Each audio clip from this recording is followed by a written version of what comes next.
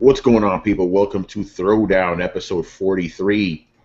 I'm your host, Tony Polanco, and tonight I'm joined by Emilio Lopez. When the last moon arises and the full moon arises. Yes. And Chris Seeley. I don't know what they're talking about. Last Unicorn. I see these fucking things on TV all the time. What is this shit? Yeah, man. I kid. That unicorn you just threw across the room ain't kiddo, man. That thing's in pain right now. No, it really is the Last Unicorn. All right.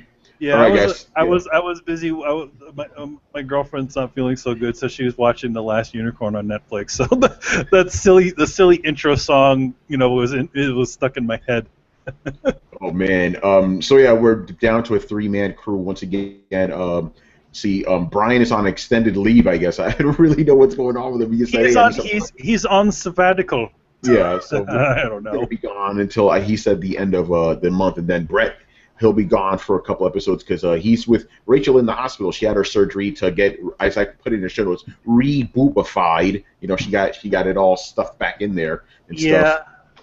Wonder where does that mean she'll have implants? Oh yeah, technically. I mean, they're just taking fat for basically for like a while. She had to eat like a bunch of shit to get her to get fat. Okay. And they're taking fat from her stomach and putting it in her chest. Oh well, so they're not boob implants. They're more like take your own fat from somewhere else and stick it in your boobs. Yeah, and then Brett's obviously gonna tattoo the nipples in and all that stuff.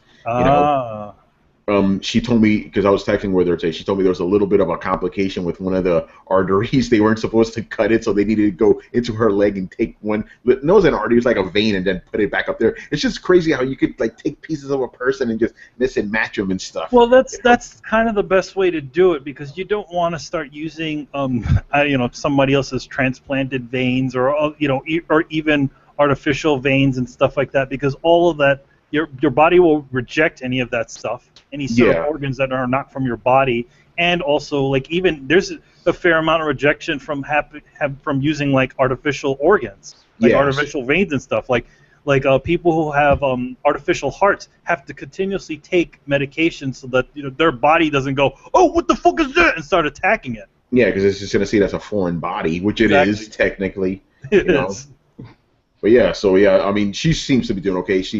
Because she's at like a breast cancer type place, right?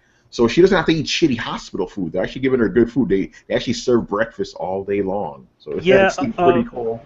I mean, for a lot of the Cancer Society and stuff has gotten a lot better in the years. Like when my mom first had cancer, it was very difficult when she had breast cancer. It was very difficult to get the needed information for simple things like wigs and where to go as far as support. But when she was diagnosed recently with bone marrow cancer, the information was a lot better, and it was a lot easier for her to get the things that she actually needed.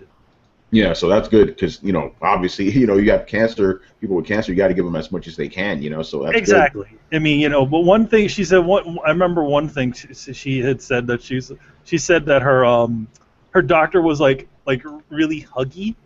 Oh, really? Like her first original doctor was like, oh, so really huggy with her. She's like, it was weird, and it's like she goes, I guess I understand why, because I have cancer, but I really despite the fact that I have cancer, it doesn't I'm not afraid. Yeah, the funny thing is, Rachel had the same issue. Like one of her doctors really huggy, and you know how Rachel is. So she's like, yeah, she's not. I mean, Rachel's not the huggy, touchy-feely type of person. So you have that sort of thing come around. You're like, get off me, man. Yeah, right. So, but I guess it's better than having an asshole. Well, I mean, the thing is that, cancer is serious business, and I mean, I can understand why they can get a little like that with folks, because it's like, well, for some people it can mean the end. Yeah, exactly. Some people, some people are very lucky, and they can be in for remission for years. So it just all depends on things. Yeah, but exactly. I'm glad to hear that Rachel's doing better. Yeah, she's doing good. She said she was able to walk today and stuff, so she's doing good. That's cool. We'll have an update for you guys, next time on the Throwdown Your Questions. So yeah, we're officially in the summer drought now. Not really much happening with the gamings and stuff. So no main topic. We're just gonna rattle off news. This is like an old episode of the Throwdown. Yo, man, the Throwdown. Yeah, the Throwdown. This is Throwdown. Oh, and by the way, today's episode is sponsored by Corona, man. Corona. Yeah, I was doing a lot of partying this weekend, and some stuff got left over. Uh-oh. I didn't go crazy like I did last weekend. Holy shit, man! It was one of those times, dude. I didn't know what happened. Oh. Like That hasn't happened. That hasn't happened for a good minute with you. Yeah, I don't really do that too often. Granted, it was your cousin's birthday, so, right? Actually, I got stupid blackout drunk for 4th of July. Okay. And then for my cousin's birthday, which was just this past weekend, I'm like, just beer. Nothing else, just beer. Because it's when you start mixing that you get into problems. Yes. Yeah, when you invite the other guys to the party, then things don't go so well. With that Jim Brewer skit, Yeah, exactly. Invite tequila to the party. Hey man, he's like, tequila, man. He can't just have one. He's gonna sneak all his boys in there while no one's looking. No tequila, but I was mixing so much stuff, and yep, it was one of those blackout throw up type sessions. So, see, the last time I did that, I just blacked out, but I didn't throw up because I only drank one drink, just Jack and Coke the whole night.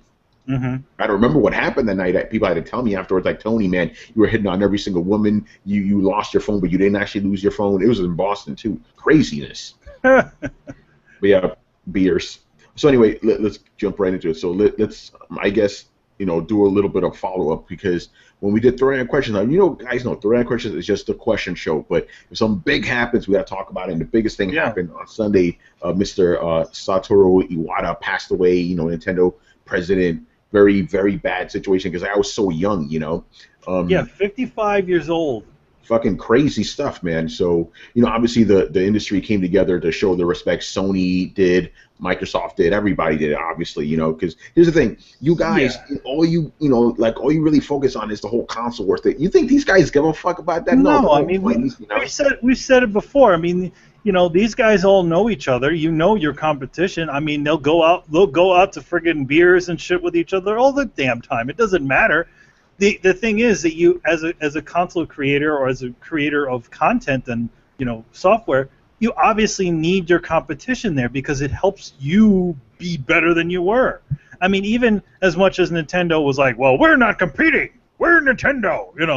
They're like that, but there's still a lot of respect between all of the companies and the folks at Nintendo. Yeah, and then a guy like Iwata, he's a little bit of a special case, because he was a programmer, and he even said, he's like, listen, I may have this title, I may have this position, but in my heart, I'm a gamer, and people, really respected that. I mean, the guy was coding shit on his fucking own, for years. You want to hear something crazy? Like, before he had gotten the job to be the president of Nintendo, he was literally a week before was doing final bug checks on Super Smash Brothers.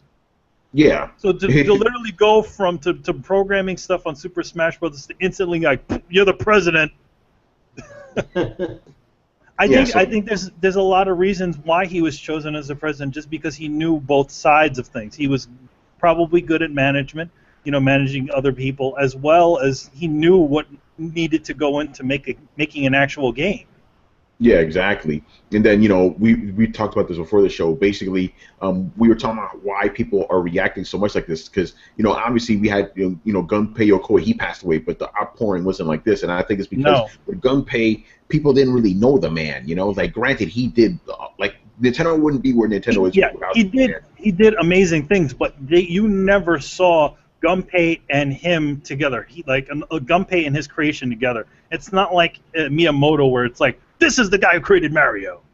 It's like, for him, it's like, oh yeah, he did create these things, but they really didn't say much. So it's like, all right, he created these things, but they never had him standing next to the object that he created. Yeah, so he created a lot of objects. I mean, the guy created Game Boy Advance, the DS. But he was never pushed out there like somebody like a Miyamoto or any of the like. You get to see a lot more of the Nintendo, the people behind that make the people who make the games nowadays than you did a long Back in time the day, ago. yeah. You know.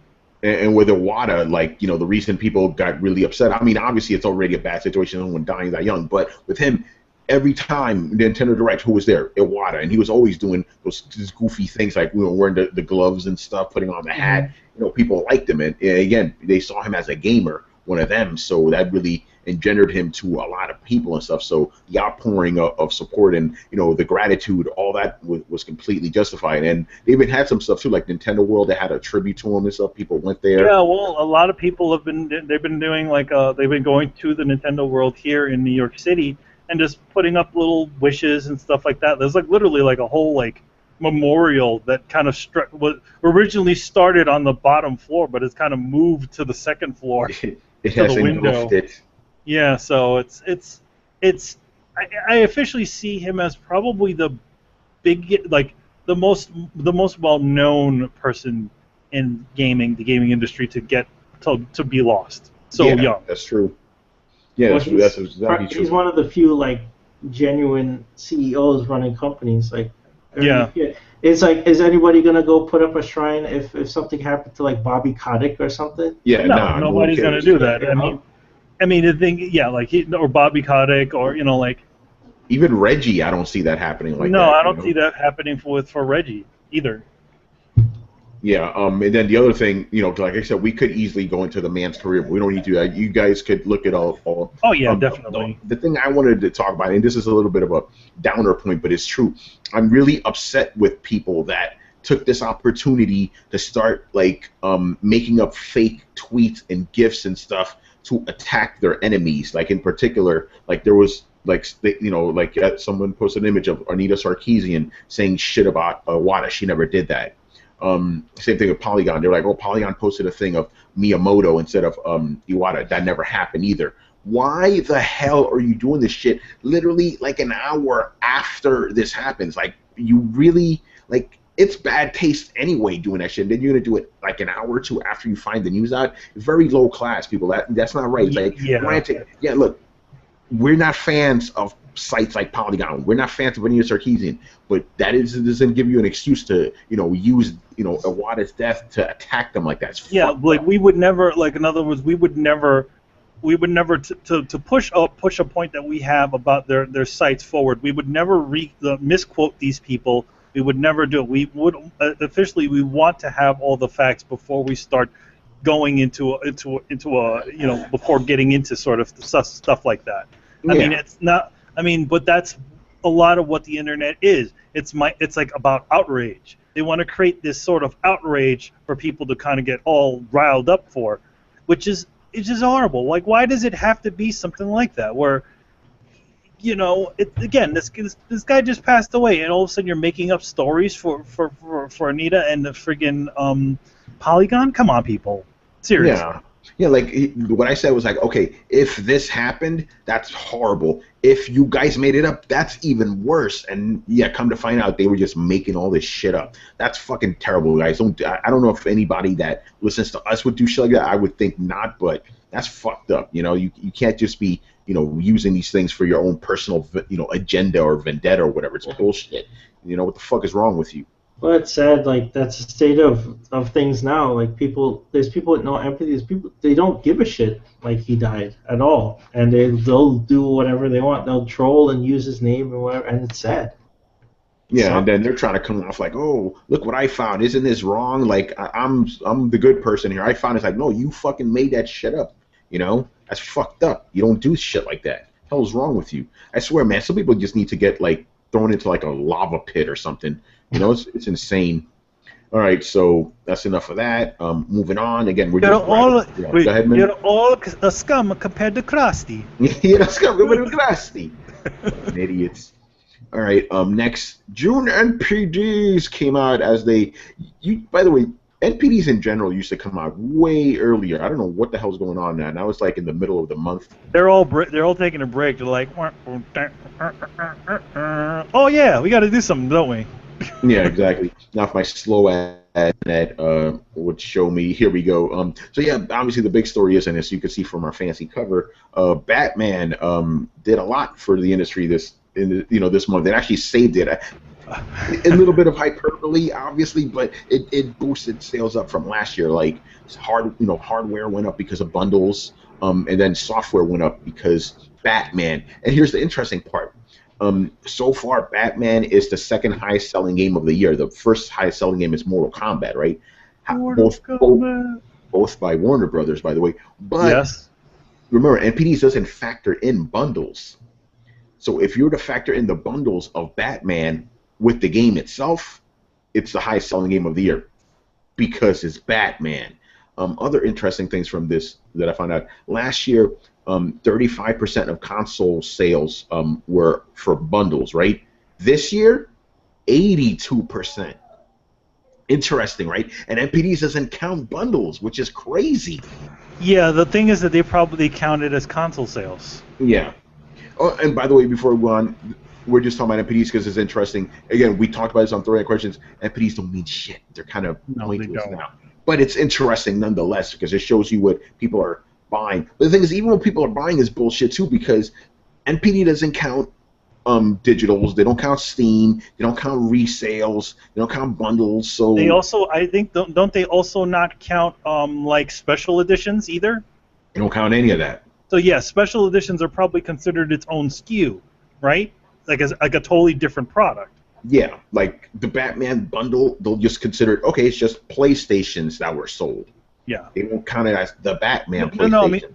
No, I mean like the special edition. Like there were one version of the special edition that was sold for Batman, so they would count that as its own separate SKU, right? Actually, I know what you're talking about. No, I think they count it all count together. Yeah, okay. they count. There'll be a Batman sale. Yeah. Let me bring up the thing here because as usual, a lot of the same suspects. Batman #1. Here's the one that caught Chris by surprise. Elder Scrolls Online. Yeah. Yeah, it was #2. I mean, it's Elder Scrolls, so. Well, I know people love Elder Scrolls, but I didn't think the online on consoles would be doing this well.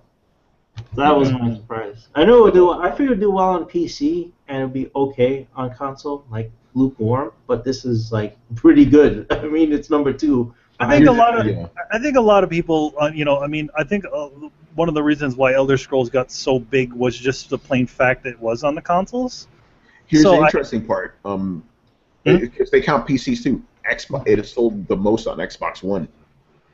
Well, what for the Elder Scrolls? Yeah. What you want to know why, right? Why is that? Man, because that's where it was. That's where it kind of. Yeah, like when Elder Scrolls the first one, but when Oblivion came out, that wasn't on PlayStation. What was it, 2 at the time? Yeah, it was Oblivion. Yeah, that wasn't on 2.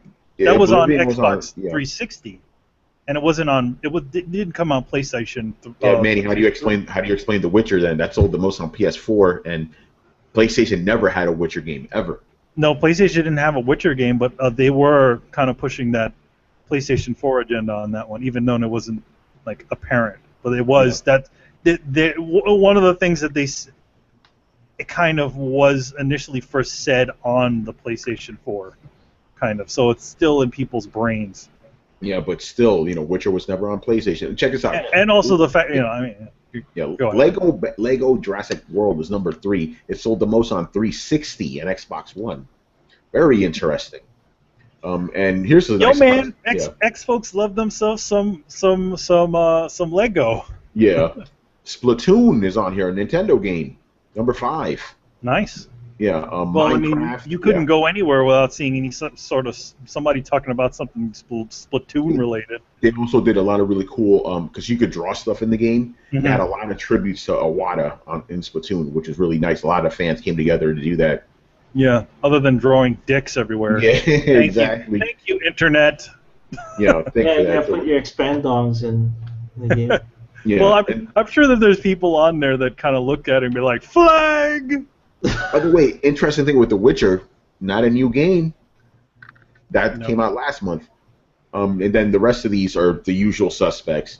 Minecraft, GTA 5, Mortal Kombat, NBA 2K15, and Call of Duty. And most of these... Go ahead. I'm gonna say this to people. Well, everybody knows this. Doesn't matter when you release a fucking game, bro. Mhm. You can release your game in the middle of the winter or in the middle of the summer, like you did now, and people will buy that shit. Exactly. Yeah. You know, because like look at us now. We don't have any new games to play really, because the game industry is like, oh, no one's gonna buy shit. They don't care. The They only don't thing, care. the only thing I'm glad there's a little bit of lull, because at least I get to finish off the game that I actually bought. Yeah. You know, like instead of like what freaking comes September, it's like Mad Max and Metal Gear, two huge open world games coming on the same fucking days. Fall's too crazy. Fall's way too Fall's crazy. ridiculous. I think Yeah. I mean, with Fallout and Rise of the Tomb Raider also on the same day. Yeah. Like, give I'm me a not. break, guys. Yeah, number one, I'm picking and choosing my battles. I am going to pick up Mad Max, but I'm going to tell you this: Mad Max is going to be sitting in and collecting dust for a couple of months while I Yes. finish up that Metal Gear game. My name is Max. What else? So yeah, the hard was it PS4 and Xbox One? They saw more growth, you know, which is always nice. By the way, Batman Arkham Knight sold more games than Arkham City, even though Arkham City had bigger install bases for both consoles. Which disproves, like, because people are like, oh, there's not enough install base. There is. What is it, like 30 million between both, basically? You know, you have like, actually no, it's probably more than that. It's like, It's probably more than that now. But yeah, it's like 30, maybe 34, 35 million. yeah, because the last time I checked, there was 24 million. Do the math for me, please. I'm horrible at math.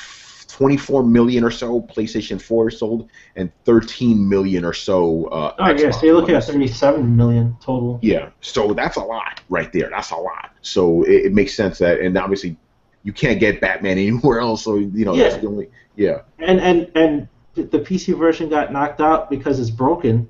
Yeah. Yep. Oh yeah, we're gonna It's up talk. running. You know, Yeah. so that's all you had is the Xbox It's the One console PS4, one. really. Yeah, basically. Well, You know here, what- here's go ahead. I mean, they were giving refunds on the PC version too, right? Yeah, they were. Yeah. Might as well bring it up now. It's later on in the show, so we could bring it up now. The fact that they're delaying the PC version until fall now. Fucking crazy shit. Well, that's what you got to do. Mm-hmm. I mean, have you? Probably what I they mean, should have done in the first place. Here's the thing: have you looked at? I mean, to bring up Metal Gear again, have you looked at the time between the release of Metal Gear Solid 5 and the actual release of the PC version? It's a pretty long time. Yeah, yet PC games always come out the first day, right? Yeah. They don't need. Number one, they don't need to, and I don't think PC gamers give a shit that much about a game being late, especially if it means it gives them every single bit of control that they want to have over the game, like 60 frames a second. Turn off that fucking fog. You know, extra texture resolution. I don't think they give a shit if you can do all the things that are usually expected on a PC version of a game, right? Yeah. Well, I don't think they want it super late either. I mean, look at the wait time for GTA 5. Yeah, That was they were ridiculous. complaining, boy. That was like a year and a half. How long did that take? Yeah. That one, yeah, I mean, they were double dipping on that one. They were literally trying to figure out that heist shit as well as develop the new PC version. And also, it looks bad for Warner Bros. Because when you can have Shadow of Mordor do a simultaneous release, but Monolith knows how to develop PC games, and it's fine on PC day one, but then they outsource this one, your biggest game, pretty much. Like, you don't get bigger than Batman. They outsourced it, it's broken day one, and now it's in development hell trying to be fixed. And Warner Brothers is not really pushing back the DLC, like, let's focus on the PC version, let's get that one out there because we owe people and there's people who paid for it, we have to refund, let's get them the game. Their priority number one is that fucking DLC. Yeah. Oh, And yeah. fixing that is a low priority, which is why in that in Australia they're like, oh, it's maybe coming out in the spring, which is our fall. It's like that's months out. Yeah. Yeah, it's crazy, but yeah, that's how it is. So yeah, NPDs, not too much, I guess, to report on. It's a lot of the same usual stuff, but yeah, there you go, Batman, and it proves again, you release a really good game, people don't care if it's in the fall or not, or the summer, they will buy it. So gaming industry, stop with the bullshit. Release games whenever you feel like it. People will buy them. They're not gonna go, oh no, yeah, Batman, I'm gonna wait. I'll wait until September. I don't want to buy it now. Get the fuck. Who does that? You know, that's ridiculous. All right, moving on. So it happened. We already knew it was going to happen. Now it just officially happened. Kojima Productions officially done. Yep. They had a little party, like it was over the weekend when during Comic-Con weekend there was some little bits of photos, like the voice of Snake in Japan, I think his name is Otsuka. Yeah, he's the one that actually announced it to everyone. He actually did let a couple of photos leak, and he had said some kind of things along the lines of like it's like an end of an era or something like that. And then there's a couple of shots that looked like they were having the thing. So officially, Kojima Productions was still together, and now they're officially been disbanded. What I don't know as far as disbanding means, I mean, does it mean that the name is done, or does that actually mean that the whole that they're already pulling apart the team? I figure that they're still together. They're just pulling the team apart. Yeah, I mean, they're still together, but they're still together. But eventually, once the game is complete, they're gonna just pull the team apart and reassign them to different sections. Yeah, maybe, but either way, Kojima Productions as an entity is finito. That's it, no more. Yeah. Maybe it'll come back another way, because remember, Kojima after December, he could do whatever he wants. Yeah, the thing is, yes, there is that, like where essentially we could still see the name Kojima Productions again, or Kojima's whatever. So yeah, but isn't that a bit odd to disband the Kojima Productions like 2 months from the game launch? And what are they going to do about patches and updates? Who's going to support Metal Gear Online? Like, Metal Gear Online is being developed by the formerly known as Kojima Productions LA, which they were specific. They literally, Kojima had enough insight into this to hire a whole team to just handle the online portion of Metal Gear Solid 5. Right, but what about single-player bugs? Who's going to handle that? What's that? Single-player bugs and issues. I suspect that there will be a team that's there to kind of handle that sort of stuff. I don't think Kojima Productions is. I think the studio, the game studio that's there is still going to be there. It's just they're not going to be called Kojima Productions. Yeah, they're going to have a different name, exactly. They're just probably going to just rename them back to Konami Digital Entertainment or something like what it was called during the first Metal Gear Solid. Yeah, exactly. So they're just kind of going. They're just kind of going. They're kind of backpedaling. I mean, obviously, it's the stupidest thing ever. Really, they should have said after the release of Metal Gear Solid 5. They should have said at that point the whole company, that Kojima Productions is going to be over. That's what should have happened. Well, why is it that we're finding this out from the Solid Snake's voice actor? Why isn't there an official thing from Konami saying this shit? Why is it we got to find this out like secondhand from other people involved with them? Other people, because they're being very hush hush about it, and especially when you're talking about Japan, especially the way Konami Japan is acting. They're very closed as far as this stuff. They're being very mysterious about it, and which makes people even think something even more sinister is happening. Yeah. It's like the lack of information is hearing about this stuff is bad enough, but just the lack of information makes everything seem even worse. Yeah, because you're getting it from like third-hand sources essentially. You're not getting it from Konami. It's like that meme. It's like Konami's telling everyone to go fuck themselves. That's what it basically seems and the like. funny, and it's again, like I said before, it's like the western parts of Konami are just trying to play damage control because a lot of the decisions that Konami Japan are making is just hurting their business too. Yeah, because I'm sure if those guys had, I mean, I've said it before. When I talked to one of the guys, and he personally said to me, he was like, "Listen, this is like the worst thing that could ever happen to us." It's like, Western Konami telling you that. Yeah, well, this is somebody from one of the Western offices, telling me this, and he's like, "This is one of the worst things that could ever happen in our company." It's like like the company that I love to work at, and the guy who essentially, is the biggest guy in our company are having a really nasty divorce, and we're all stuck in the middle of it.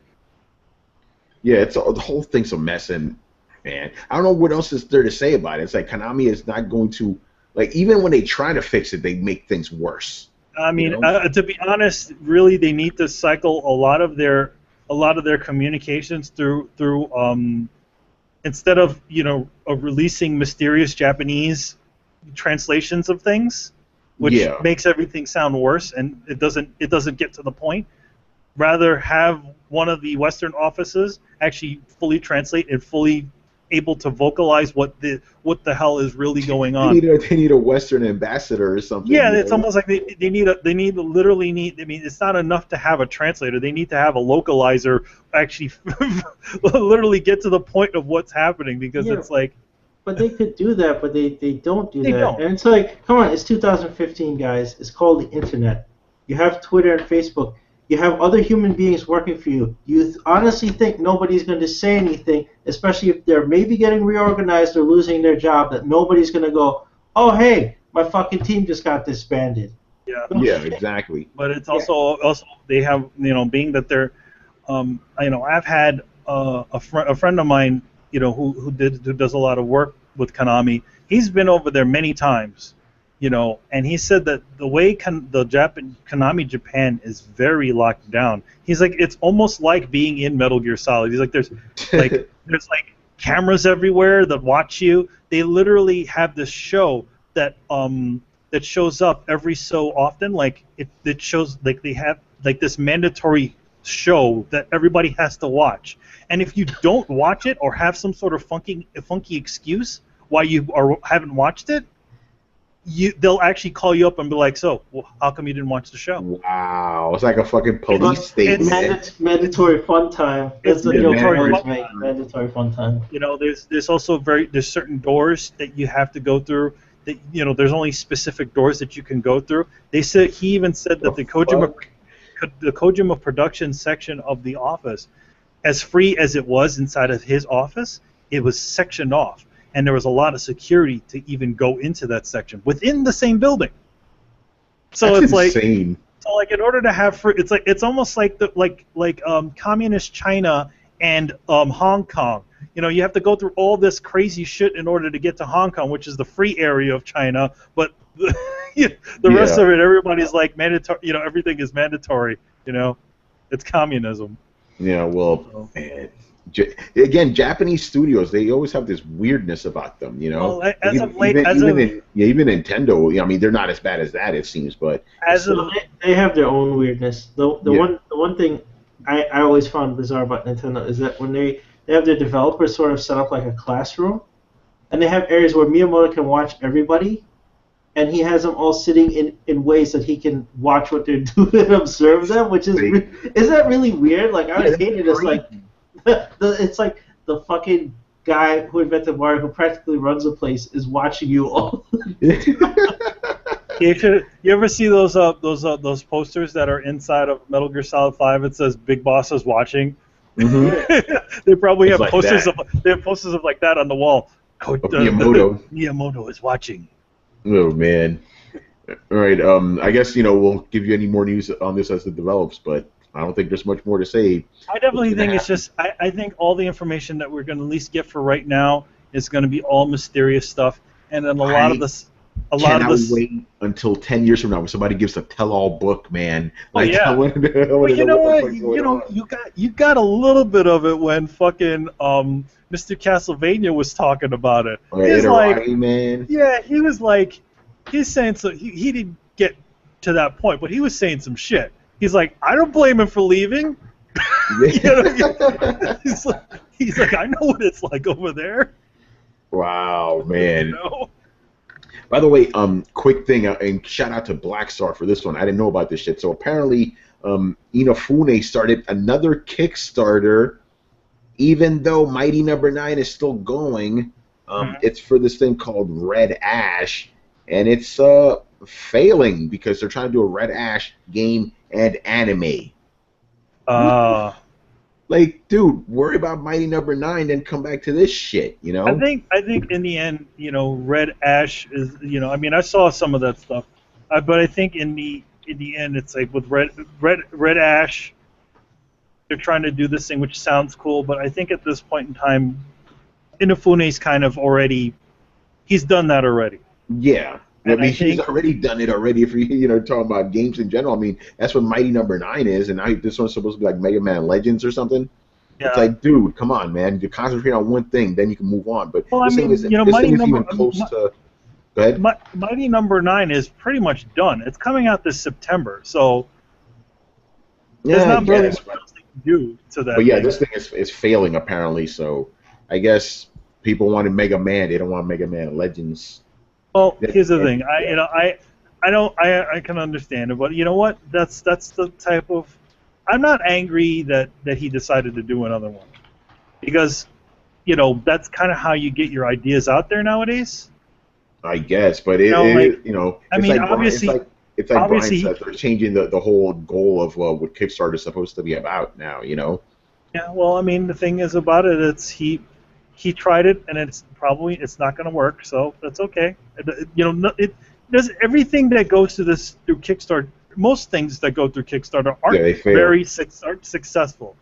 So he tried it, it didn't work. So what? Well, I mean, for I looked up Red Ash. The game is about 50% at its goal with 17 days to go. So it doesn't look like it'll succeed, but you might not be able to count it out yet. Especially I didn't. Thanks to Blackstar, I didn't hear about it. None of us knew that was happening until he told us. So he's not promoting it very well. He isn't.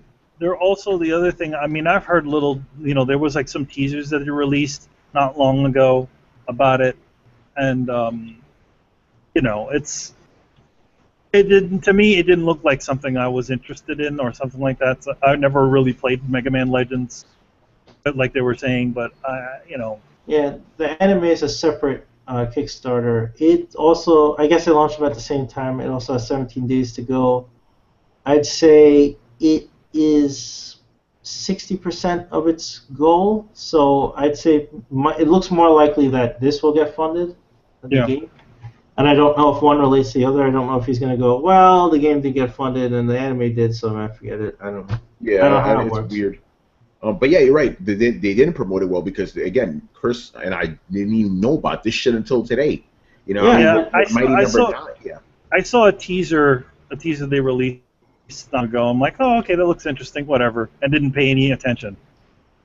Yeah, I didn't see the teaser, and I get my Mighty Number 9 updates. He sends out updates all the time for that shit. I don't remember him saying, "Hey, go look at this." Like, "Hey, like this, go look at that." Like, they're a little lax on the people who are not on Kickstarter, though. Like, I barely get any Mighty Number 9 of stuff. Mostly it's just like, "Hey, look, go vote on the forums." I'm like, "All right, vote on the forums," and that's it. Now I always get an update and email and stuff. They never told me, "Hey man, I got this other shit on the side." Yeah, that's what this was. I saw this on Itafone on his Twitter page, like something like that. They released some sort of couple of images and then some teaser like designs, and that's what I saw. Well, that's the main problem. It's like you want to hit up first of all, people who already backed you, right? They're the ones backing Mighty Number 9. Those are the people you want to reach out to and say, "Hey, I have this other thing." Like, I don't follow him on Twitter, but I back the game, and I get the updates, and I follow the updates because I want to know where my game is and where my money's going, right? Where's my money? Where's my game? So it's like, if he had said, "Hey, go check out Red Ash," I might have checked it out. Now, I may not have funded it, but I would have known about it, and somebody would have funded it, so. Speaking of Kickstarter, Shenmue is pretty close to being done. I think it's going to be done tomorrow. You notice the momentum of Shenmue kind of just fell off? Yeah, because the people that were excited about it put their money into it, and then everybody stopped caring. Again, remember, Shenmue was never a big game to begin with. Exactly. This makes perfect sense. Yeah, it had its surge. I mean, it was funded in less than 10 hours, I think. Yeah. It was like boom. After that E3, after that Sony press conference, the Kickstarter site didn't even work for a little while. It was so bombarded. But I think it's partly on them too, where they weren't able to keep the momentum of it. But how? You know what I mean? Well, the thing is that their announcements, their announcements are a little bit they're a little weaker than most Kickstarters are. He honestly, at that point, he didn't even need to say anything. At that point, like, Shenmue. he woke up the next day and it was funded. Like, what more do you need to say? Like, that shit's in the can. Like, you don't even need to look at that Kickstarter anymore. He just needs to give one update once in a while, and that's it. He's not going to push it. Once you hit the tipping point, which the tipping point he hit in like 3 hours after the press conference, he's set. You're set. Like, you got funded in less than a day. You don't have to worry about it. He doesn't need momentum. Like, projects like this, like Red Ash, they need momentum. Like, he didn't need any momentum. He had his own momentum. He had a tidal wave come in less than a day he was funded. So here's the question: being that, I mean, did you guys fund it yet? Oh shit, I didn't. Shenmue? Well, Shenmue's still up. You can do it. I gotta get on that. If you get the $60 ranged one, you don't need to get the super special edition. You get yourself a physical copy as opposed to as opposed to a digital one. So. Yeah, there you go. But yeah, again, Shenmue was already funded 10 hours afterwards, so I understand. But at the same time, I still also think the momentum hasn't kept up because this is Shenmue. Let's just be honest. As much as we all love Shenmue, the rest of the world doesn't care about Shenmue. It's only a couple of diehard guys. Shenmue. Shenwho? Shenwho? What? What the fuck? They don't even need to worry about it. Right now it's at 5.4 million, roughly 5.4 million dollars. They only asked for 2 million. They're at 5.4. It's actually, the counter is going up as I'm looking at it. So, yeah, because remember, it's about to end. Remember, there's last minute people getting in. I may get in on it too, just because you told me that. I actually forgot about it. Yeah, I'm gonna get in on it myself. You know what? Because I put a reminder on myself. I'm like, all right, when I get a little bit of money in, then then I'll throw a little something at it. I'm just debating which version I should get. Yes. Because I really want the art book. You know me. You know me in art books. Get the art books. Get the art books. Yeah. All right. Let's move on here. Next bit. We have some tech news for you people. What? The return of tech news, because most tech news is boring as shit. I think again, with the tech, I've even said this to you in private from when I added the tech news thing to the show. It's what I call action tech news, where it's like awesome, like robotic arms, or But even that stuff is boring to me, Anyway, we have some good shit. Pluto. So we have the first super high res images of boring. Yeah, it's cool, man. By the way, we can confirm that Karen, the moon of Pluto, is not a mass relay. Sorry, Mass Effect fans, not a mass relay. So goddamn it! I was hoping it was a mass relay. Damn it! Nope. So yeah, I mean, this thing took like 9 years to get there and stuff. What I found interesting, and for you gamers, they use PlayStation 1 technology on this shit, on this fucking probe. No man, PlayStation. So we are discovering the universe thanks to the PlayStation, which makes it better than Xbox. Oh, now it's funny because it's all on the anniversary of PlayStation 2. The original PlayStation. It's like, oh shit, Sony PlayStation is so powerful that it can take a friggin' probe to the moon. I mean, a probe to the moon, a probe to Pluto. Well, I think that's a testament, like, to the hardware itself. To like, it's been battered and flying through radiation in space for 9 years, and it still works. And it's taking pictures of the planet, and it's gonna leave the solar system still working. That's pretty impressive. To be honest, I'm sure using an aftermarket PlayStation was a lot cheaper than developing new hardware. Because to be fair, this thing was launched in 2005 or so. That technology was already dated as shit. Yeah, so I'm guessing they're just like, well, we can't afford to make new shit. All right, what do these things got? The PlayStation has all the shit we need, so all we need to do is that. Just use the board from that. Damn, nice. Can we build one less fucking fighter jet so they can at least get PlayStation 2 hardware in the yes. Damn. I'm sorry, we cannot build. I mean, you guys can use PS1. Yeah, no, we gotta build more tanks. They're just gonna sit in the desert with no one using them. Remember when they were using when that scientist needed a supercomputer. And he found that buying 20 PlayStation 3s was cheaper than buying a full-on supercomputer. By the way, that was another instance of PlayStation 3s being used to discover things, because basically SETI, the search for extraterrestrial life, they set up they network a bunch of PlayStation 3s together, to do this type of shit, look for extra planets and stuff. So PlayStation proving once again that it's the best console. Wink, wink. I love trolling these guys. People are going to think I'm serious too, man. But by the way, I found it funny. Somebody did a GIF. Like, if you look at Pluto, right, the bottom part of it is kind of scratched off, and it kind of looks like Pluto the dog. Very funny. Like, weird. If you look at it, yeah, it kind of looks like the silhouette of Pluto. I'm gonna say that Disney did that. Yeah. Years ago. He sent up Epcot Center to do it. and Pluto, the planetoid, is the biggest object out there. And I heard some people going, wait, if it's the biggest object out there, just call it a planet. No, Neil deGrasse Tyson said it's not a planet, and we have to listen to the man. Okay? But this is not a planet. That was a pretty good impression. But yeah, they basically said what he said. It's like this shit is like 80% ice, basically. It's not even made out of rock. Like if you were to put it near the sun, it would grow like a tail, like a comet. It would start melting and stuff. Like, how does it? I mean, a lot of the other planets are like gas things. Apparently that counts. How does a gas thingy count, but not an ice thingy? I guess because you can put a gas thing. Yeah, it's just size. Like Jupiter is way bigger than Earth, right? Jupiter is gigantic, a bunch of just compressed gas and pressure and stuff, but it's enormous. So it counts as a planet. It has moons. That's an object. But Pluto, I guess, doesn't count because it's too damn small.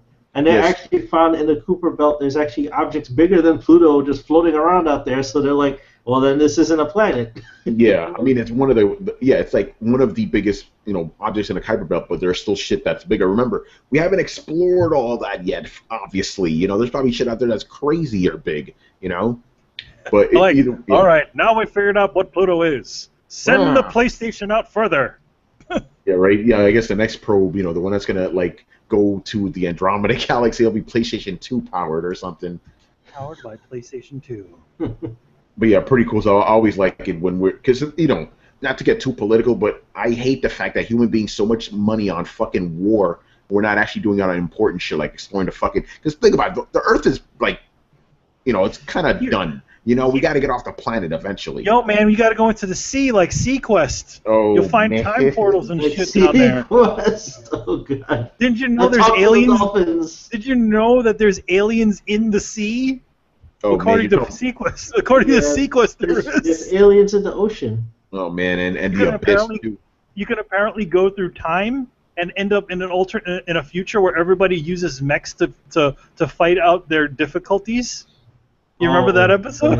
SeaQuest. I wonder how many people remember that show, man.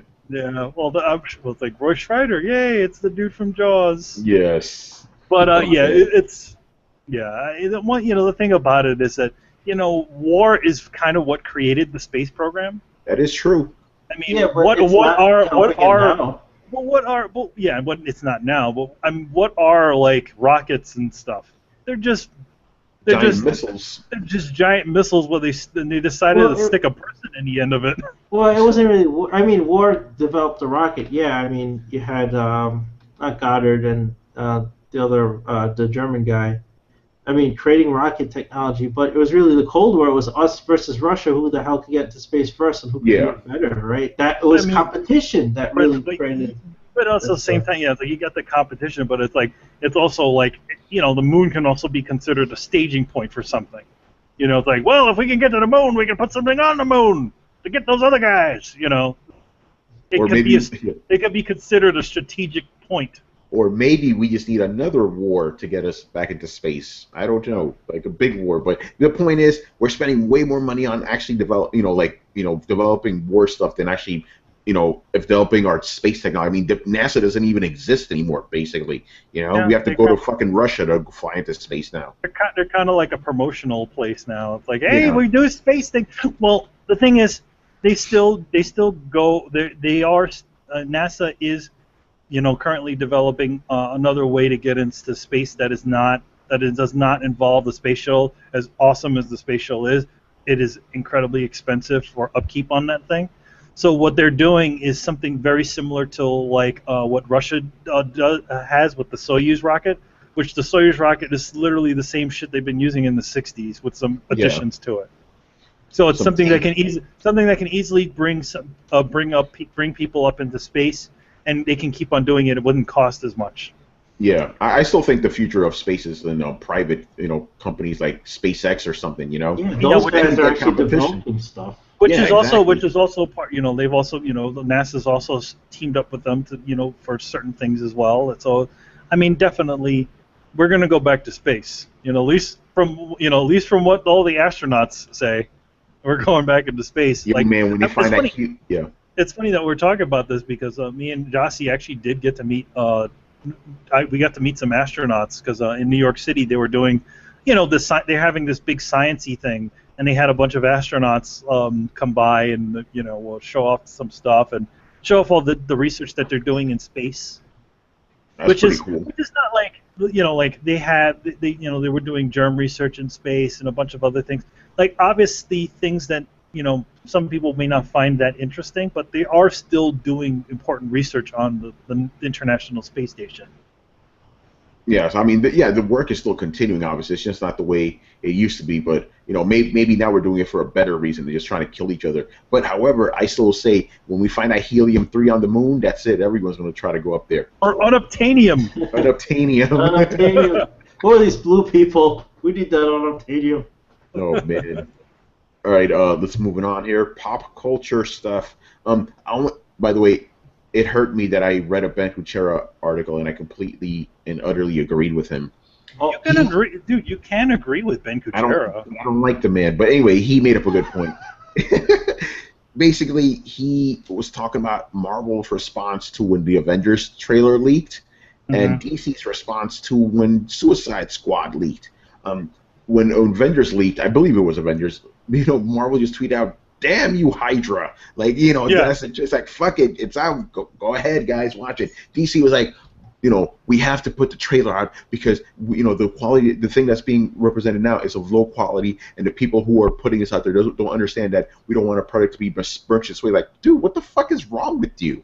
Yeah, that's old. That's old movie people talking about it. See, that's the big difference between Marvel and DC. The guys, Marvel movies and DC movies. The guys controlling the Marvel movies are the same guys that control the fucking comics. So they're like, and they're probably younger too. Exactly. So these stodgy old men at Warner Brothers like, wait, what's it leaked? The barnacles fall off. Ooh, oh my! We do not want our movie represented in this way, and it's like, do you guys not understand that people are leaking this because they're excited for the fucking movie? Yeah, of course. Holy shit! Did you get it through the ticker tape? Did it come through? Suicide Squad leak. Oh, sell a telegram to the head office. Oh my God! Let's put out a better version. Quick to the cutting room. Yeah, it's ridiculous. It's like, and people are liking the trailer. So let me get it straight. You have people that are excited about the movie. They like what they're seeing. They want to share with everyone, and you're pissed at them. Yeah, and they're getting excited. Yeah, you're going to make money off of that. Fucking hell. Yeah, and they were like, they were going after sites. By the way, that's why I didn't post that shit, because they went after a bunch of sites. As a matter of fact, let me read what they said. Warner Brothers Pictures and our anti-piracy team have worked tirelessly over the last 48 hours to contain the Suicide Squad footage that was pirated from Hall H on Saturday. We have been unable to achieve that goal. Today we will release the same footage that has been illegally circulating on the internet in the form it was created in high quality in which it was intended to be enjoyed. We regret this decision as it was our intention to keep the footage as a unique experience for Comic-Con crowd. We cannot continue to allow the film to be represented by the poor quality of the pirated footage stolen from our presentation. What the fuck is that kind of shit? You're basically like punishing the audience that's excited for the movie. Treating them like fucking criminals and pirates and stuff. It's crazy. Yeah, whatever. You know what? Whatever. It's just, again, it's their old antiquated way of thinking of promotion. Even the video game industry fucking gets it. Yes. Okay, granted, people putting up these things, may, give away some stuff, but at the same time, it creates a buzz, and it's fucking free buzz. Well, also, You don't need to do a damn thing. I said this last time. I watched every single press conference from right here. I wasn't in LA. I went on my computer. I watched Sony, Microsoft, EA, Ubisoft, all of them give their spiels. Because you know what? Their customers are not just sitting in that fucking auditorium. They're sitting everywhere so they can watch it. Warner Brothers, your audience is not just sitting in Hall H that fucking day when you gave that presentation. Your audience is the planet Earth, you know? So when that shit gets out, you know what? It does you a favor. You know what? They should, in general, what they should do is just have it out. You know, like, after the Hall H thing shows up, okay, perfect. Then they just start showing it. I have a better idea, and this is actually from our boy Jeff Keighley. Stream the shit for everybody to see. Yes, stream it. Just put it out there like E3 and everything else. Just your fucking conference is for everyone. Everyone can see this Batman, Superman. You put that out for some reason, but not Suicide Squad. And it's like, it makes no fucking sense. You're only doing yourself a disservice, and you let these guys. I'm sorry, your anti-piracy theme. What do you think? Jack Sparrow was hanging in the rafters with a little camera. Woo-hoo, I'm stealing. Yeah, exactly. Fucking hell! Well, I have it pirated. It's like, hello there. I'm going to pirate your movie. He jumped back aboard the Black Pearl and sailed to YouTube and put that shit up. That's what it is. Come get into the Black Pearl. We've got the information we need. But yeah, that's all it is. It's these old ass executives. They've been doing this shit for decades. They don't know anything else. It's like modernized. Literally, Marvel's response was 3. Yeah, it was a joke. It was a joke based on the movie, and they took it in good humor, and they knew it helped them at the end of the day, so they just rolled with it. And yeah, they went, damn you Hydra, and then they just said, oh well, bam, it's There up. you go. Because you know what? It creates the buzz, and then once people see the original one, it just totally negates all those other shit video ones that they've put out there. Yeah, so, exactly. It's fucking hilarious. It's like you're saying, oh, damn you pirates, you forced us to promote our own movie. Exactly. Does that make any fucking sense? You forced our hand. And again, I could kind of understand it if people saw the trailer like, what the fuck is this shit? People were loving it, so what's the problem? People are loving it, and it's very different for that crap that's like, oh well, we paid to go to Comic-Con, so it's like, you're not fucking special, dude. Fuck you. Yeah, everybody's gonna watch the movie, so fuck off. Yeah, number one, it's like, okay, number one, you didn't pay to go see that thing in Hall H, so Warner Brothers and all those guys have absolutely no a financial stake. In fact, they paid a lot of money to get in there into Hall H to do their presentation. Yeah. Honest, so why not let everybody see that shit? If you think about it, they literally can make a bunch of money off of the fucking YouTube renovation. The renovation. The revenue. Yeah. The YouTube revenue. Can't talk. Yeah. Yo, man, it's a tricky word, revenue. Yeah, revenue. There we go. Yeah, it's stupid. The response is dumb. It's like, come on, DC, stop with the bullshit. You let people see the Superman trailer. Let them see. It's not. You keep saying DC. It's not DC. Okay, it's Warner not Brothers. DC, Warner Brothers. Warner Brothers. Yes, Warner. Yeah, it's Warner Brothers, and they're dumb. Yeah, and it's like, come on, guys. It's like you are blaming people for promoting your movie for free. Yeah, again, Warner Brothers, old ass company. I guess this is how they're gonna act. You forced our hand, and now we have to promote our movie we didn't expect to. Oh man! All right, more comic stuff. This is cool. So apparently, the people that are the people behind Arrow want Constantine on the show. Like actual Constantine, like the dude who played him. Yeah, the guy from the Constantine show. They want him on Arrow.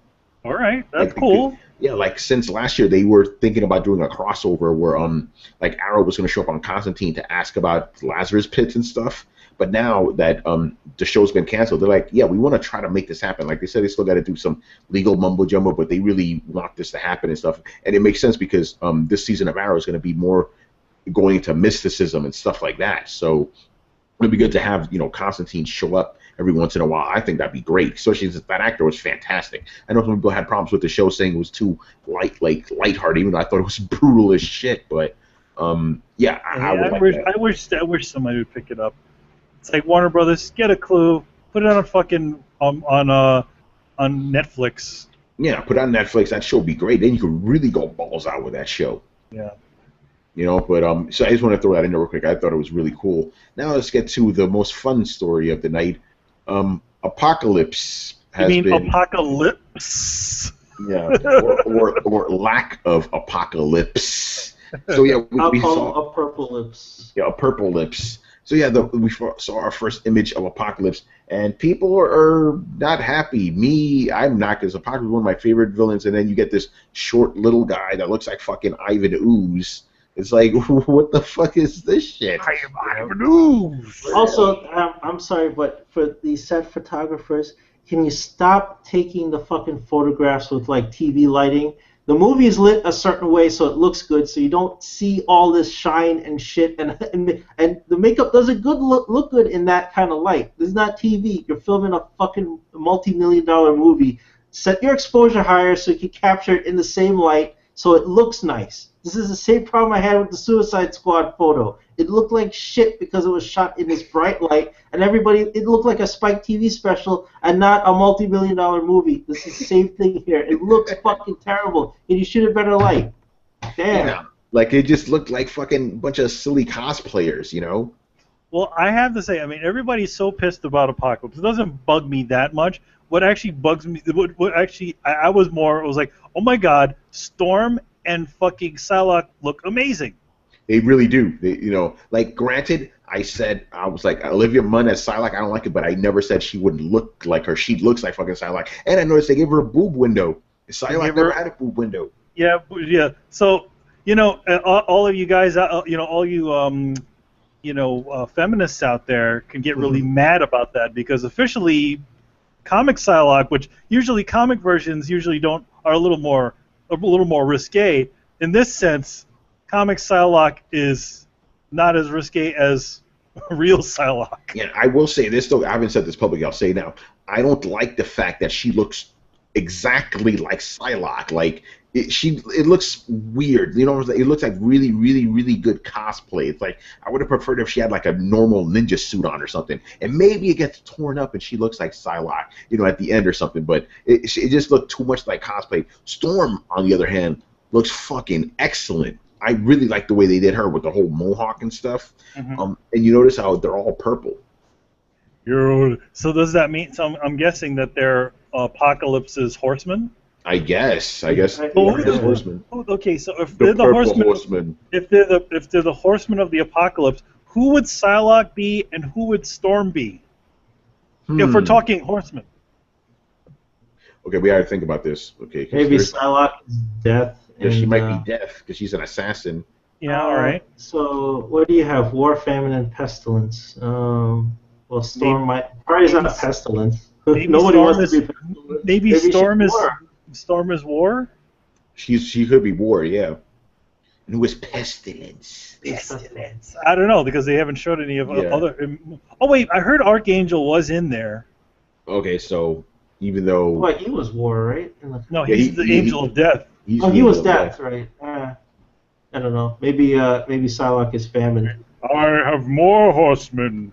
Ho, ho, ho, ho. Yeah, I'm not happy with Apocalypse. Like, why didn't you just make him fucking CG? He's supposed to be a huge monster, He's supposed to be at least 7 feet tall, and he could grow too. Yeah, well, maybe he was in his short mode then.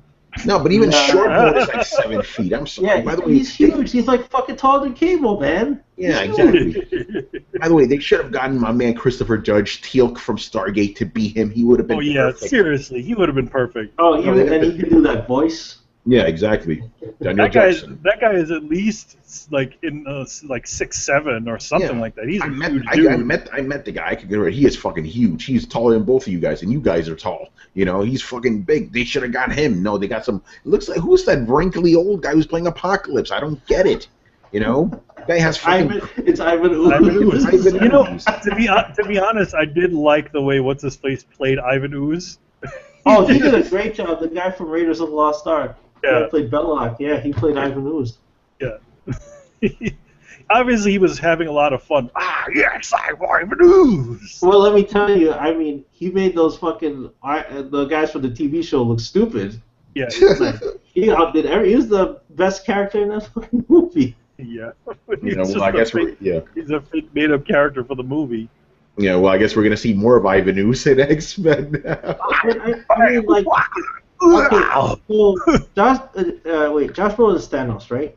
Yeah, he's Thanos. Yeah. Okay, look how huge he looks. Josh Brolin is not a huge guy, but he looks like fucking Thanos. They do the mixture of stuff. Why didn't they do it with this guy? Yeah, it makes no sense. They should, I mean, Thanos isn't short. Like, he looks fucking big. This guy is like, this picture, also what's terrible about this picture is Storm is towering over him. Yes, why is she taller than Apocalypse? Apocalypse was supposed to be the tallest guy in the fucking movie. You're only delaying the inevitable. He's supposed to be monstrous. They just didn't put his little Apocalypse box out. Yeah, right. He could stand on it. He could stand on it? Yeah. His little Apocalypse apple box to stand on. Is Mr. Sinister going to be in this? Why? Is there a dude with black lipstick on? No, because usually when you have Apocalypse, Mr. Sinister is usually not far behind. Well, again, we're not thinking comic books with this thing, even though it is a comic book movie. But with Bryan Singer doing his own kind of X-Men universe. Man, I just hope the actor's at least good, just because he doesn't look imposing at all. Like, obviously, this will be a big. Well, I mean, how come was there a trailer for that? Was that Comic-Con? Yes, there was, and it was leaked, and the trailer looks good, don't get me wrong, but it's hard to tell in some spots because it's super low quality. But even in the trailer, I was just like, is that Apocalypse? Well, who is that? But he was giving some speeches and stuff about, the survival of fittest, the usual Apocalypse stuff. And it's survival. So did he sound cool at least? He sounded okay, he was like, roar, He didn't sound like fucking Bane, like, survival of the fittest is the greatest thing ever. No, he had more of a higher tone voice and but what he said sounded cool and ominous, but then you see him, it's like, who's that old guy? Just hire what's his face, the Steward of Gondor to be the voice of Apocalypse. Oh yeah, John Noble. Yeah, just him. John Noble be like, I am Apocalypse. Batman. Hello, Batman. I mean Wolverine. He's just on loudspeakers for some reason talking Wolverine. The movie isn't out till this summer. Fox, please CG this man. Make him CG, please. It's usually the other way around. It's like, no, stop with the CG. No. In this one, it's like, no, make him CG. Make him 7 feet tall at least, please. This is not good for Apocalypse. And yes, as Manny said, where are his Apocalypse? Where is his Apocalypse? Like, he has that crazy lip. That lip job that goes up his cheekbones. Yeah, and his eyes are like normal eyes. Like, they're supposed to be like red. They're like blood red eyes. Last year's Comic-Con, they actually did have there was a really good costume that was done by I forgot the name of the makeup studio, and they did like this amazing Apocalypse. Like, they hired this incredibly skinny dude, right? And they literally built him up with all this fucking prosthetics. So he had all these big arms and everything. And then, a really good makeup job on the face. I'm like, that's Apocalypse. And this year, he was Thanos. Oh, nice. But yeah, I don't know. They should have got that studio. Get them to do Apocalypse. By the way, weren't his eyes red in the last movie, like when he was a kid? What are they now? White? Yeah, they're just normal eyes. They're just normal eyes. Well, they might. Here's the thing: they might have just put a bunch of effects on his face. Whatever. Maybe. Yeah, man, those pictures look bad. Listen, I'm gonna let it go for now until I actually see the film and see everything in motion. I mean, granted, the last X-Men movie was cool. So yes, it was. And I had no problem. Was good too. And they showed fucking I want to call him Dredrick Tatum. Frederick Tatum. The dude is gonna play. The dude is gonna play Gambit. They showed him, and he had his Gambit hair on, and he was like, "All right, he looks Gambit-y." By the way, give a special shout out to Channing Tatum. Channing Tatum, Dredrick Tatum. This is why I want to give this guy a shout out. After the whole Fox panel, right? All the people from X-Men and Fantastic were all mingling each other. man, Channing Tatum, he gets away from there. He helps Stanley down the fucking steps. The only one that did that, 92-year-old man that he needs help. He was the only one. Everybody was just mingling with each other. So like, guys, he's the guy that gave you a job essentially by creating these characters. Help the old man out. Well, I mean, in general, from things that I've heard about Channing Tatum, he's a class act. Like, he even, he'll do cool things for folks. Like some people just think, oh, whatever, that guy's a douche. But I've heard a lot of really good things. Like, he's a pretty down-to-earth kind of dude. Yeah, I mean, the guy seems cool to me. But yeah, it's like when everybody was mingling, he saw Stanley walking down the steps, and he's like, oh shit, let me go help this guy. That's good on him. Yeah, well, at least they're not going to pull like a Stevie Wonder like fucking Will Smith did, where they just left Stevie's ass on the stage at the MTV Movies Awards. Was it the Music Awards? He's singing his Wild Wild West song, and they literally left his ass on the stage. I'm like, come on, man. Yeah, that's fucked up. You're ripping off his song, and you leave his ass on the stage. Yeah, that's fucked. Yeah, because Stevie Wonder, come on now. Yeah. That's insane. All right, I guess that's pretty much it. You know how we guys do, man. We just roll through shit. We don't get on soapboxes. But I did want to. I know I missed this with the Batman stuff, but did anybody see the August DLC update for Batman? Oh yeah. We got to talk about that real quick. I am so happy the Tim Burton suit and the fucking car. If the car looks right, I would be so happy. It's like the kid in me went, "Oh shit! Wait a minute! Is that the Tim Burton Batmobile? Is it?" I looked closely. I'm like, "Is it real?" It's a real thing. So does that mean it comes with a Joker where you can make the Joker like something like the Joker look like an old Joker or something like that? I don't know if I don't think he's reskinnable, but there's supposed to be 90s Catwoman from the comics. There's a whole bunch of Batman suits. Like there's your favorite Manny, Neil Adams Batman. Neil Adams Batman. There's also that the Nolan outfit. The one that's the full thing. The Dark Knight. Yeah, Mr. Wayne. Yeah. Actually, that one they call it the Arkham Origins Batman. That's what they call that one. That skin. Oh. It's weird, yeah. It doesn't look like the Arkham Origins suit, though. Yeah, then they have the black and white one. By the way, I have a theory about that. I think the Batmobile, the 1989 Batmobile, you can only race with it because there's 2 courses in there, right? And I think it doesn't look like it transforms into a tank or something, No, the tank version of it just has the little things that pop out of it. Yeah, no, because remember, you saw the Adam West car, right? It's just the same fucking Batman. Yeah. That's why I was confused. Okay, Tony, I'm sad now. Yeah. Dude, I don't want to race with it. I want to drive around Gotham City with it. Yeah, no, I think you don't race with it. Maybe that Batmobile will control better than the normal Batmobile. Come on, that thing's like a fucking bumper car. But yeah, and they have 2 courses, which are, I like how they were like, oh yeah, they're inspired by the sequel. I'm like, just say Batman Returns. There's obviously Batman Returns, snow and stuff. But they're courses. So I think you can only race the Batmobile in that. I don't think you could race it across Gotham because what if you have to fight? That thing doesn't look like it transforms. Yeah, it doesn't. It looks exactly like the car from the movie. So I thought they did something clever to make it transform. That's what I was hoping. Like, oh my God. What I'm excited about, though, this will be the first time in history that we get to see Batman, like, in that outfit, actually do this. He turns his head. Yes. He won't just be doing... He won't just be doing that. It'd be hilarious if they just specifically put animations in there so where he turns around and just goes... Yeah. Batman above you. And it'll be Kevin Conroy's voice coming out of Keaton Batman. That'll be interesting. By the way, if you haven't had a chance, play as Adam West Batman. It's a lot of fun. It's just silly. It's just so silly, but like, dude, they made him look like him. Even the cape looks exactly the same. You notice he doesn't have all the muscles. He kind of just looks doughy. Yeah. Right. I took that picture. Remember, I said I finished the Riddler trophies dressed up like Adam West because I was just so pissed off. I'm like, this is stupid. I'm gonna look doofy, so I just put the Adam West outfit. It's hilarious. It's too bad that the Riddler doesn't switch to look like Riddler from the old Adam West look ones. Like Frank Gorshin. Yeah, like Frank Gorshin. He's wearing the little top hat. It's like, woo. By the way, over on my Facebook, I posted a picture of Cesar Romero laughing, and people really like that. They're still getting likes and stuff. Because I was like, hey man, how come everyone's forgetting about Cesar Romero? He was awesome. And I posted a picture of him going, you know. He was awesome. My favorite has always been Frank Gershwin as the Riddler. Like yeah, he's good. I mean, theoretically, he could have played the Joker if they let him.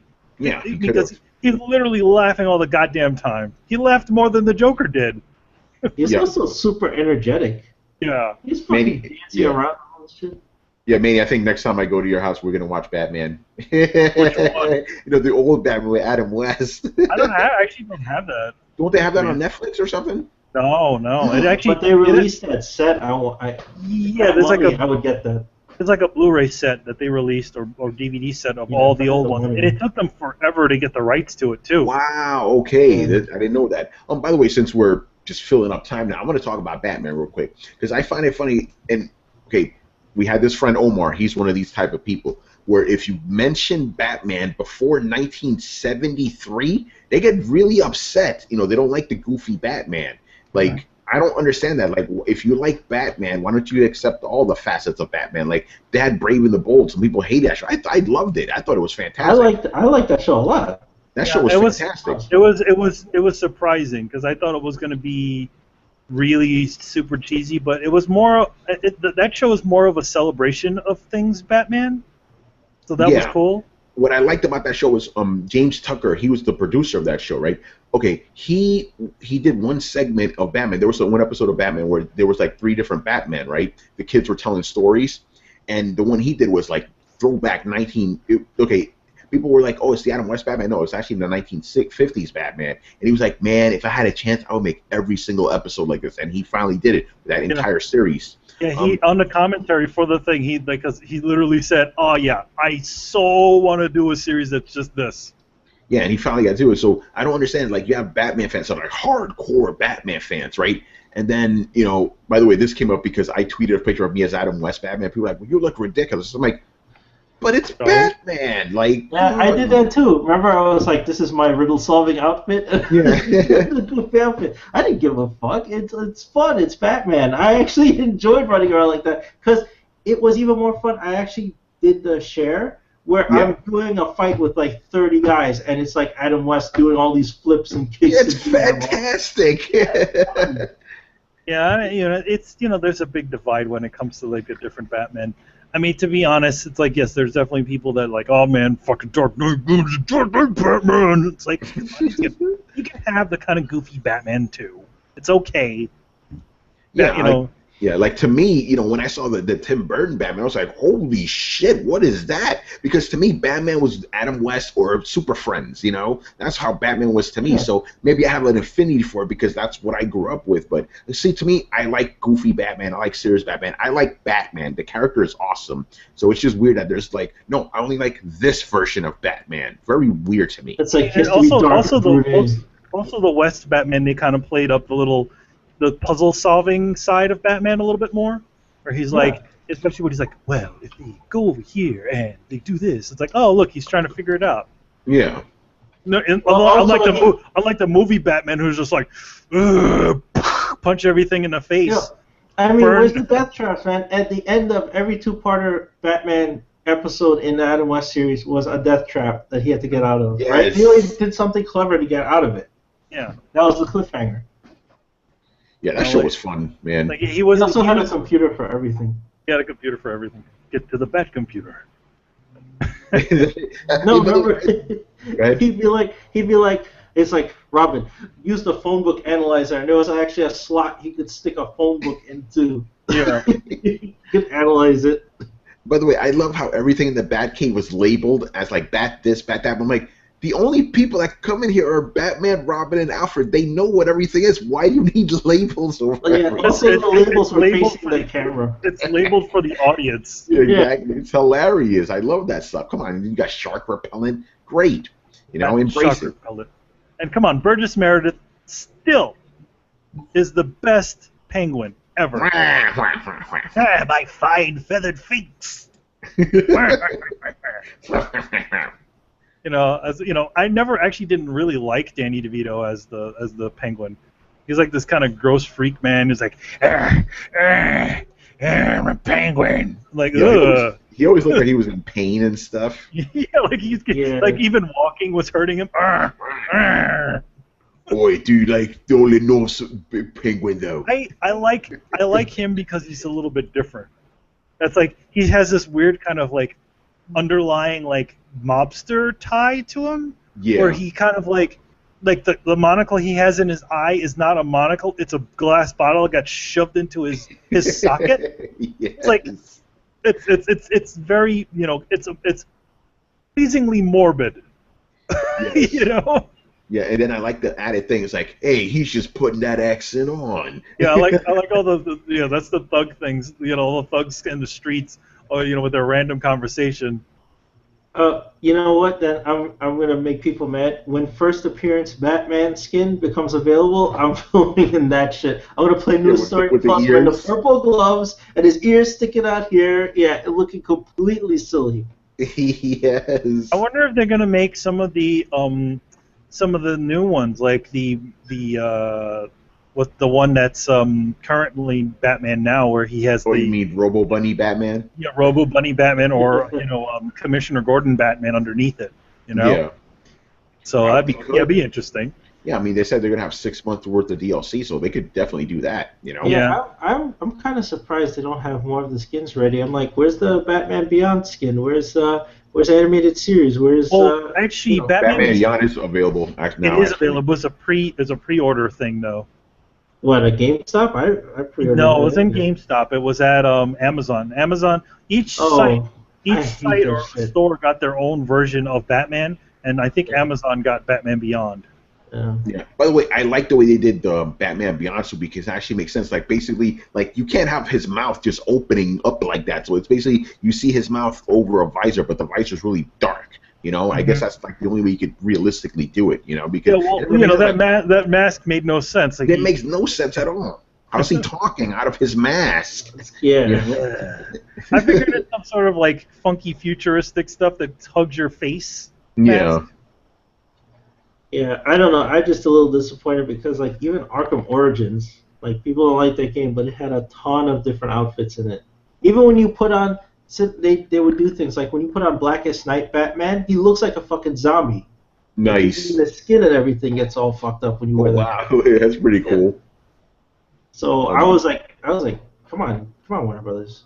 Like say what you will about Arkham Origins, but yeah, I don't know. It's still, I mean, like, yeah, I had my complaints about the game, but it was still fun, and they still added a lot. Like, if you're adding skins, add the fucking skins, Mm-hmm. Yeah, man, add them. Don't just like space it out, but Adam West Batman is a lot of fun to play with. I want to play as the Neil Adams one now. That's going to be fun too. Neil Adams one, the '70s Batman, that blue outfit. It's funny about seeing the current Batman, the Arkham Batman in some of those suits. It's weird because especially when you get like kind of really comic booky, it looks weird and odd. Yeah. Like, okay, granted, the one they made New 52 Batman, which that looked pretty cool. Yeah, I like that one. I like how his cape is like black. Like even his normal cape is not that black. Well, he doesn't have like a shiny leather cape in that one. Yeah, it's just it's just like black it's like cloth a black shirt. Yeah. But yeah, they are making all kinds of goofy, weird ones. Like you saw the anime one that they made in there. They had like the one that was based off of one of the Batman animes they did. Yeah, I like that one with the collar around him. Yeah, I mean, I have to tell you, their shader system they have in that game looks so good. Like if you ever zoom up on the Adam West Batman, you see all the fucking stitching on him. Like he has his cape, like the cape actually looks like it's made of like satin, like really shiny satin, and the cowl and everything. Like they actually have. It feels like it's made of different materials. Wrinkles on it. It's not just straight up. It has little wrinkles. Yeah, that's why I really enjoyed fighting with them because I just liked looking at the cape animations. They were very very different than normal cape animations. Mm-hmm. So those little details are fun. All right, yeah, I like that. We bookended the show with Batman. Well, yeah, because it is Batman. Batman saves the industry, right? Someone yes, he talk does. a little bit about Batman. Couple of things. Couple of fun little Easter eggs I found in the game. In Batman, Bruce Wayne's tower, you actually look around on the ground, and there's actually a little bowl that says Ace on it. Oh, really? Ace Oh, the the Bat dog, the bad Yeah, dog. there's a little bowl. There's a dog bowl on the floor that says Ace. That says Ace on it. I found a bunch of other weird things in the game. Like Did I you found. play all his answering machine messages? Yes. Yeah, I played all of those. Yeah, Luthor. He's like, hey, sell me your applied sciences. Also, Batwoman called him. Yeah, What's that shit's name? Like she called him. And Vicky Vale. There's also another one that I found, which is really weird. It was like a shark on a giant hook, and it's all the way on the corner in one of the docks. I found it. I found that one too. Yeah. There's nothing important about that, right? It's just a fucking shark on a hook.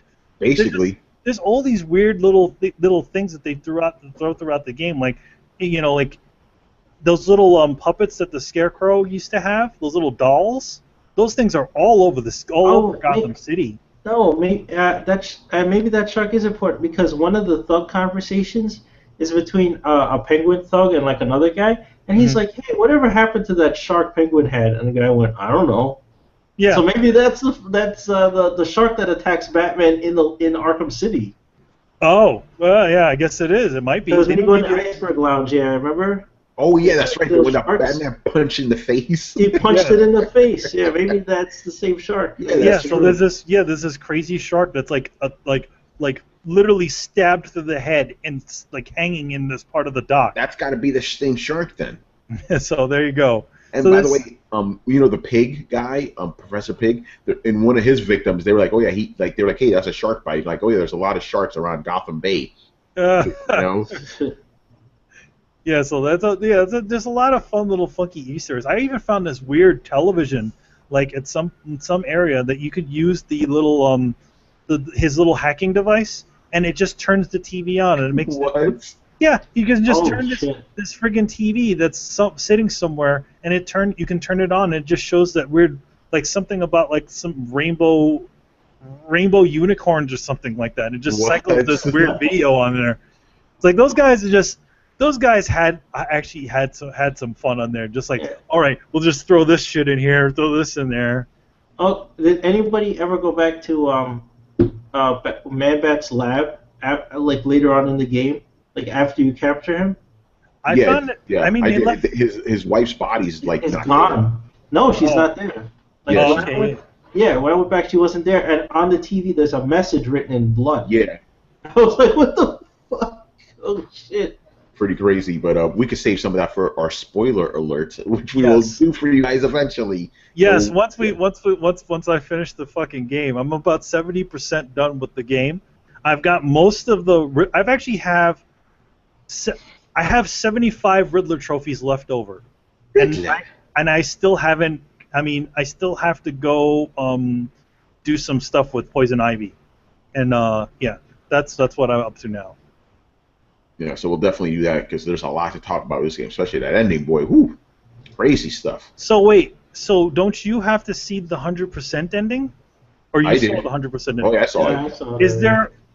Okay, so there's another ending after that, right? Yes, kind of. Like basically, it's the ending that you would get without getting 100%, but just with like 2 or 3 more minutes added to it. Oh. It is very interesting. Oh, okay. So that's once you've gotten all the everythings. Yeah, that's when you get everything. That's when you get the whole shebang. So wait, you haven't gotten everything in the game? No, I did. But okay, this is how it happened. When I beat the game the first time, I didn't even get credits. It just threw me back into the world, and it was like you got to capture three more guys. So I captured them. The only one I was missing was Riddler, and I got an ending. And then it was like, hey, there's another ending. So, and the other ending, the final ending, is just the same ending I got before, but with 2 minutes added to it. Yeah, I got that same thing. Yeah. Okay. So then there's the 100% ending, where it's like you've done everything you could have possibly done in the game. Mm-hmm. Exactly. Oh, okay. So I guess I'm on a good track for getting that. Then. Yeah, you're good. You're good. Since I have most of the Riddler trophies, I'm hoping that there's a bunch of Riddler trophies that don't show up after you beat the game. Not to my recollection. I mean, I did collect some after I beat the game the first time, though. So it's possible. So it's possible. That kind of sucks. I mean, because I know I obviously have a lot of Riddler trophies still sitting on the map, and then there's Riddler trophies that show up that haven't shown up. Yeah, Like I've interrogated guys. I've interrogated guys, and literally I go to the area, and there's no Riddler trophy in that area. So I'm thinking it's after I do this next batch of shit. Yeah. That's when the next batch of Riddler trophies appear everywhere. Yeah, I did what Tony did. Like, I got the ending, and then I had to do one more. It said you have 3 more fugitives. I did the same exact thing. Yeah. And then I was like, fuck Riddler, I'm just going to go. And then I got, like, a partial ending. It's like, if you want to see the full ending, I was like, fuck, I got to catch Riddler. So I went back. So everything was there. So it was just, going to the next green marker and getting all the fucking... Yeah, so I suggest you just capture whoever guys you can, beat the game, and then get the Riddler shit, and then beat him, and then you get the final ending. Well, I mean, what I do is I do it little by little. Sometimes I get bored of doing all the busy work that is those stupid missions that kind of hang out. It's like, hey, look, capture the tanks, blow the tanks up, blow the stupid mines up in the city. Those things are kind of shitty busy work. I didn't really care for those. Yeah, things. And they keep giving.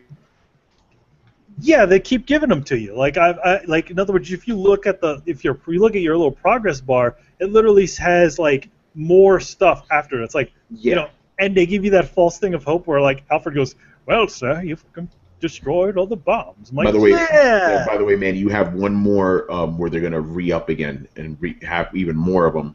More and more instances, because there's 3 instances altogether. So you already did 2, so you have one more. Yeah, I know. I know it has to do with the stupid analyzation thing, where it's like we need to analyze their forces. It's like, oh, okay, analyzing the forces means they're just gonna pop up some more hundreds of dudes to beat the shit out of. Yeah, well, there's a specific story thing that happens that it causes them to put more shit on the map. But again, we shall talk about that under spoiler alert. When that'll happen, I don't know, but I can tell you one spoiler alert we will have for you, guaranteed. Ant-Man! The Ant-Man! So yeah, we'll do that for you guys probably on Saturday after we see it on Friday. Ant-Man, it's a lot to talk about with that movie, too. Who are you? I'm Ant-Man. I'm Ant-Man. By the way, that's... Well, you can't hear him, he has to grow first. It's like, ooh, what? I can't hear you. I'm Ant-Man. That scene doesn't happen in the movie. Oh, so he didn't have that obligatory moment where he has to say, I'm Ant-Man. Yeah, and they're like, I know. He's like, I know. Like, no, that didn't happen. Like, who are you? I'm Ant-Man. I know. That didn't happen. They just cut it all cleverly, All right, let's wrap this shit up here. Thank you for watching and listening. Make sure to follow the Coalition at thecoalition.com. Subscribe to Throwdown on SoundCloud, iTunes, and YouTube. Don't forget to follow us on Twitter at Throwdown Show and on Facebook. Links are available in the description below. Once again, I was your host, Tony Polanco, and tonight I was joined by Emilio Lopez. I got nothing. Later, guys. And Chris Seeley. Damn, I'm supposed to say something. Oh, shit. All right, well, good night, everyone. Good night, everybody. Have a beautiful time. Oh, shit. The best part is when he gave me my money. All right, guys, later. Later. Peace.